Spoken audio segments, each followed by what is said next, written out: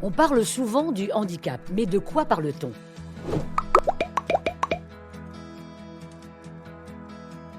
On peut dire que le terme handicap définit l'incapacité pour une personne de vivre une vie comme les autres du fait de son état de santé.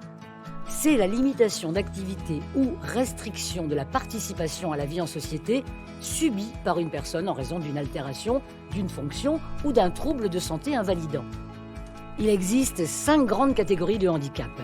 Le handicap moteur, lié à des lombalgies, des troubles musculo-squelettiques, rhumatisme, malformations, paralysie, AVC.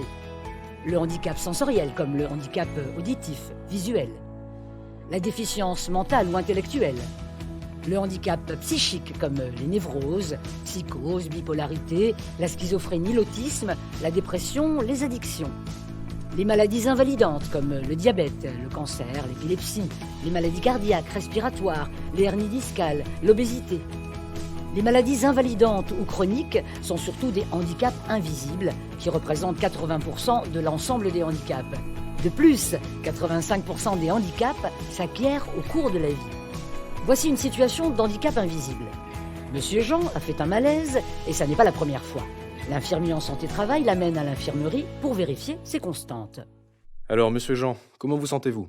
D'après le test de glycémie que je viens d'effectuer, il semblerait que vous ayez beaucoup trop de sucre dans le sang. Est-ce que vous faites du diabète? Oui, j'ai fait une prise de sang récemment. Je dois revoir mon médecin. Je trouve que ça devient compliqué pour moi de travailler en 3 postes. Ah oui, je me doute. Et votre diabète n'est pas encore équilibré. Je vais en échanger avec le médecin du travail. Il pourrait peut-être préconiser un aménagement de vos horaires. Dans votre cas, il serait judicieux aussi de faire une demande de RQTH. Parlez-en avec votre médecin traitant et allez voir l'assistante sociale ou revenez me voir. On pourra vous aider à faire des démarches. La reconnaissance de la qualité de travailleur handicapé ou RQTH peut être demandée auprès de la MDPH, Maison départementale des personnes handicapées, pour toutes les pathologies ayant une implication sur la vie au travail. Elle permet d'aider le salarié en situation de handicap vers un aménagement de poste, un bilan de compétences ou une reconversion. L'entreprise a financé l'aménagement du poste de travail, siège ergonomique, appareil de levage, écran d'ordinateur adapté. La RQTH permet d'obtenir des aides financières dans le cadre du maintien dans l'emploi ou d'aides personnelles. Il existe de nombreuses aides pour faciliter le maintien dans l'emploi.